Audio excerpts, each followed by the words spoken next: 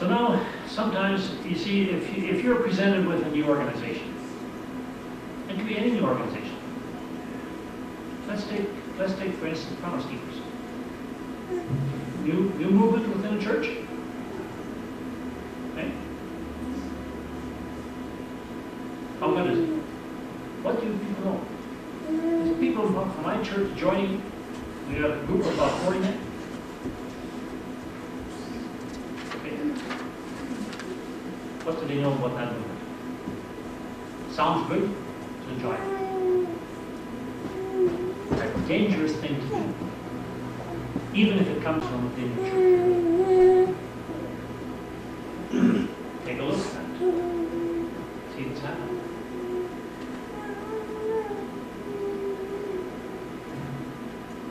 So therefore, investigate. And how do you investigate an organization?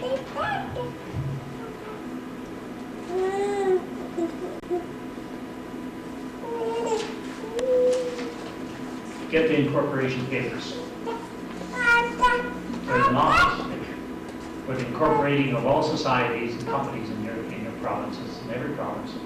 And the incorporation papers to any organization are open to the public. You might have to pay $1 a page to have them reproduced.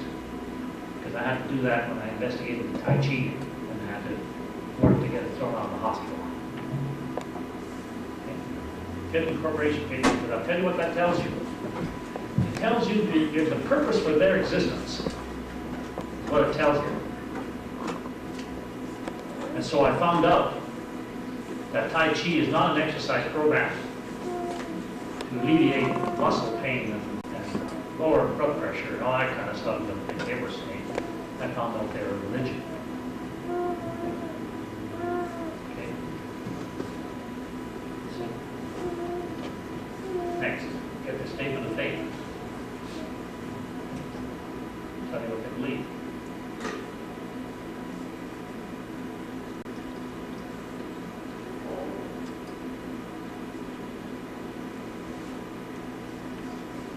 And we all know, we very often sign statements of faith when we join certain organizations.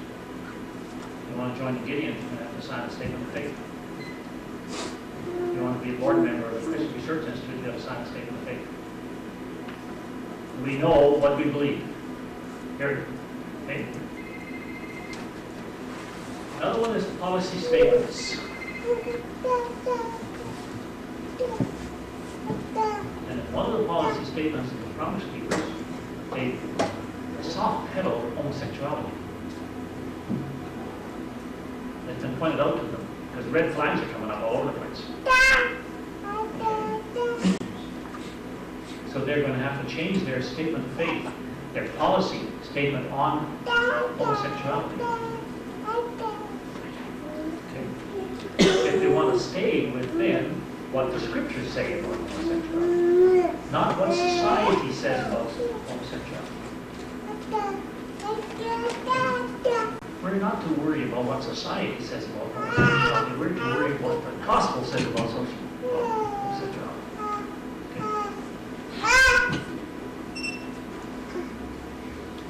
Okay. Operations manual.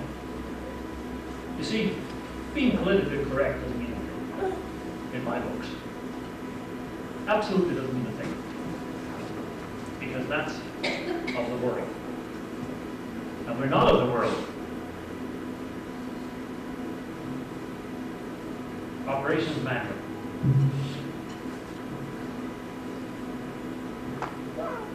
See how they operate. See what their policies are of operation. Number 5, current financial statements. Nothing wrong. Ask an organization, you want to see their financial statements. You want to see how their money's spent. Where does their money go?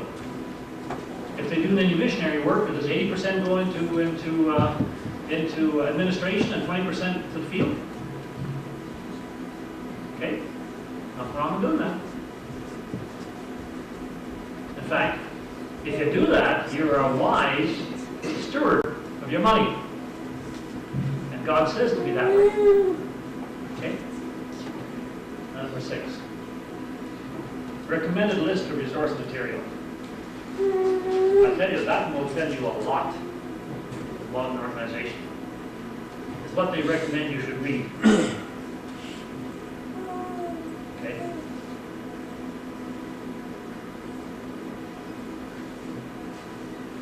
So these are the things that you should look at when you encounter a new organization. A new one on the block. 9001. Okay? You know what I mean? Take a look at it, and take a look at it in these ways. Examine these organizations by these standards. And if that organization flies with the gospel, it flies. And if it doesn't, it doesn't. If it doesn't, stay away from it. Because you're not going to change it. You only get trapped. And with it, you might trap your family.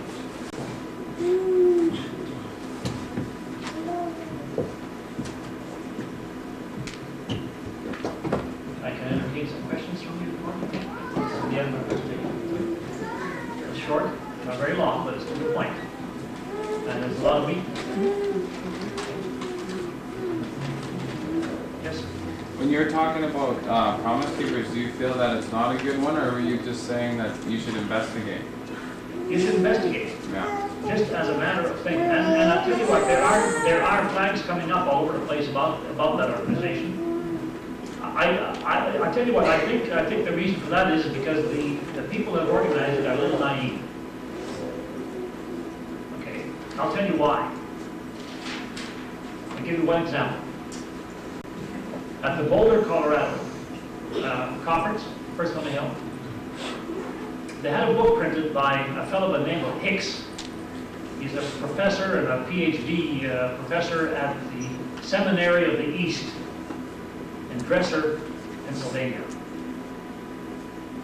And he wrote a book for the Promise Keepers, and Promise Keepers put their name to that book in the forward of the book, called The Masculine Journey. Okay? And they passed out 50,000 books at that conference. I know some guys that have the books. I ordered one from the bookstore to find out what's in it. Okay, I'll tell you what, it's absolute junk. Absolute trash. Okay? And of course, flags start coming up all over the place about this book. What are you guys doing? Who critiqued the book? You see? The organization was naive. Just because a guy wrote it with a PhD, and because he comes from a seminary, did they check out the seminary? Is it a liberal seminary, or what is it? I'll tell you what I read when I look at that book. If that guy is not a Mason that wrote that book, I'll eat my shirt. I'll eat my shirt. Okay? So you see, hey? Yeah, that's exactly what I was talking to you yesterday. About the male regenerative principle. Oh, yes. Okay? And what man is, and all the things that he goes through. And you know what they say in that book? He says that Christ was a phallic person.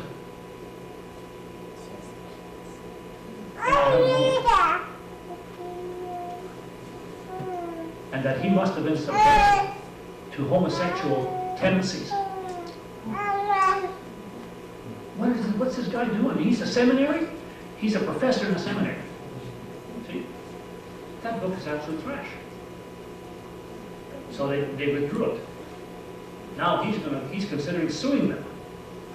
Because he figured he had a sale of maybe 1 or 2 million books eventually. They stopped it in their tracks at 50,000. See? But you see the damage done to the organization? Because of being naive? So these are the kind of things you have to do. That doesn't mean that the organization is bad. Okay? They have to learn, they might have to learn the hard way. But then there's also another problem too. That another flag that's come up, and it's this, is that when you begin to gather all these people from all the different denominations, what is going to be your denominational stance? It's almost like an ecumenical movement. Do you know who's looking at it today? and once their members can start attending, the more members.